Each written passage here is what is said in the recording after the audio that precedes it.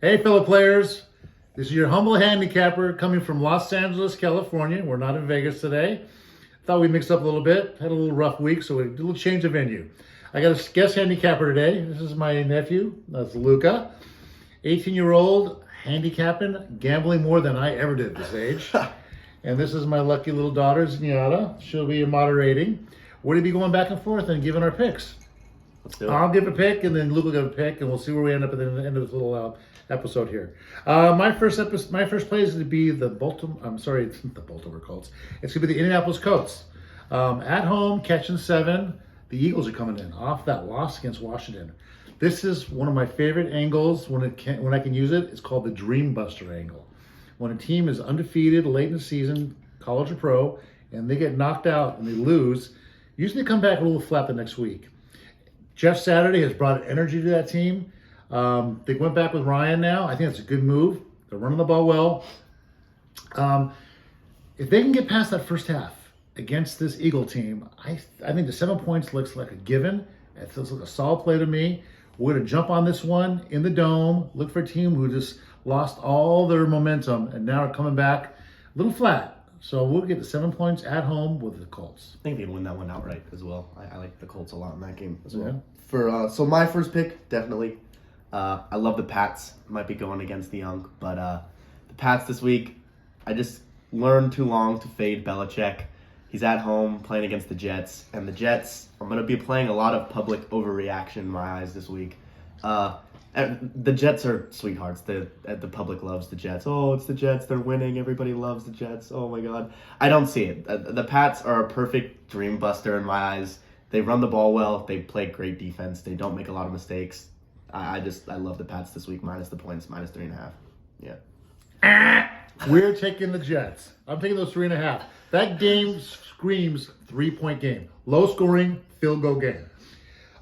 Yes, I'll give you everything. I'll give you Belichick, but and we know the Jets have been horrible for the last 10 years against New England. But you know what? There was Mr. Thomas Brady on that team. There's no Thomas Brady. The Jets have 2 weeks to get ready for this game. Last time they played, the kid threw 3 interceptions, and New England couldn't pull away from that game. They didn't cover, but they didn't pull away. I like the defense. I think they're lights out. That game just sounds like a slobber knocker to me. And I'm going to take the points. I'm also calling for the upset. I'm starting to kind of believe in the Jets a little bit. Give me those 3.5. We'll see where that one goes. We'll see, kid. My next pick is going to be the Commanders. I love Riverboat Ron. I think his team plays hard for him.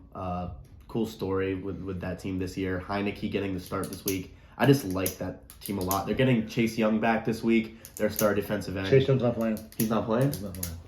Well, I'm still on it. I still like them. I thought they were getting him back this week, but it's completely fine. I like the Commanders, how they play this week. Their linebackers play tough. And I think this is a perfect kind of like strengths outweigh the other team's strengths.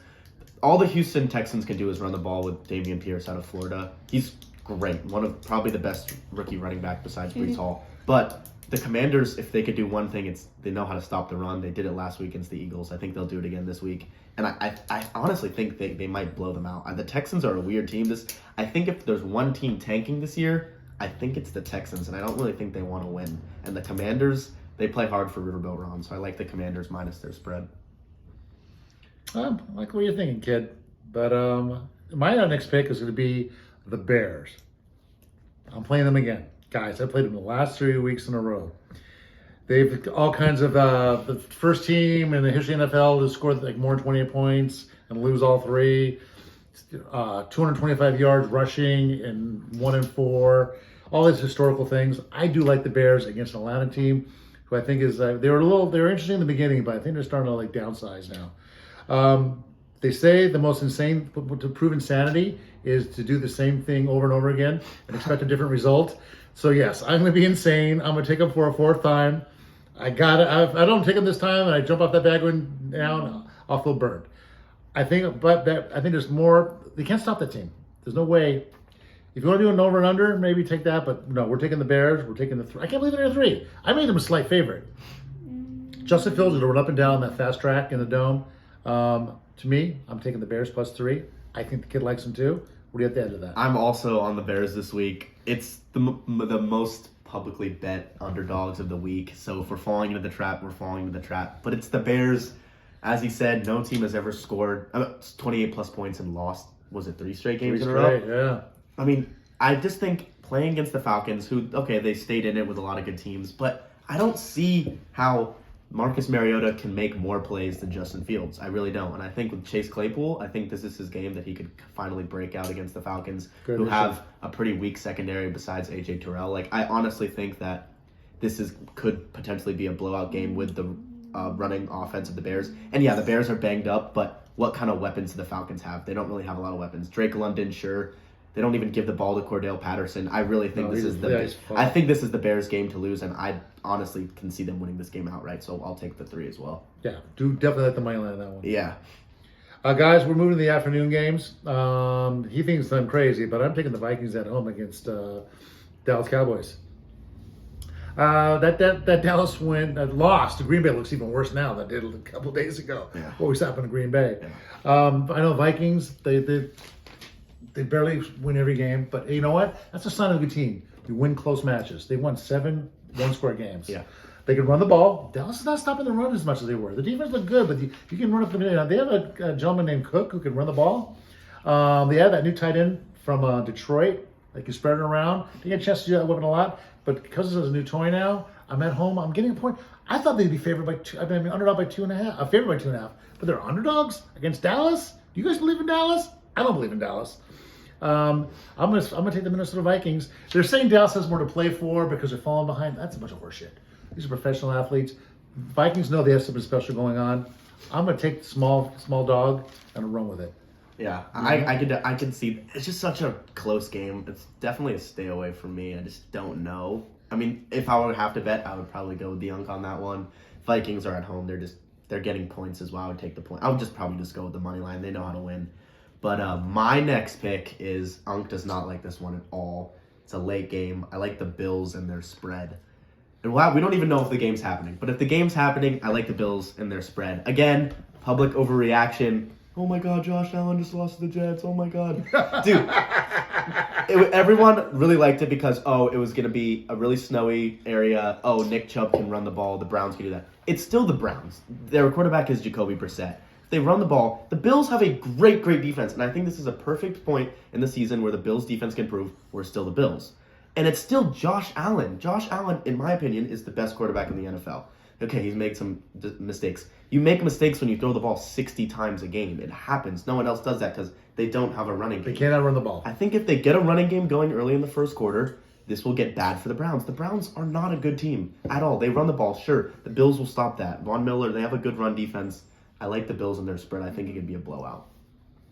Hope you're right, kid. Me too. There's a lot of weird stuff going on there. I'm one of those guys that believes in creature of habit. And the Bills are thrown out of their comfort zone. Whenever games are moved because of fire, earthquake, snow, it usually doesn't favor the favorite. But I'm not going against you, so I'm cheering for you, kid. I mean, we are related. This one he goes against. I'm taking the Steelers. I'm getting the Steelers at home, catching 4 against the Bengals. Jamar Chase is not playing again, guys, and that's a different team without Jamar Chase. It's a division dog, catching points. I like the way the Steelers are starting to get. Pickett's starting to get a little more confidence.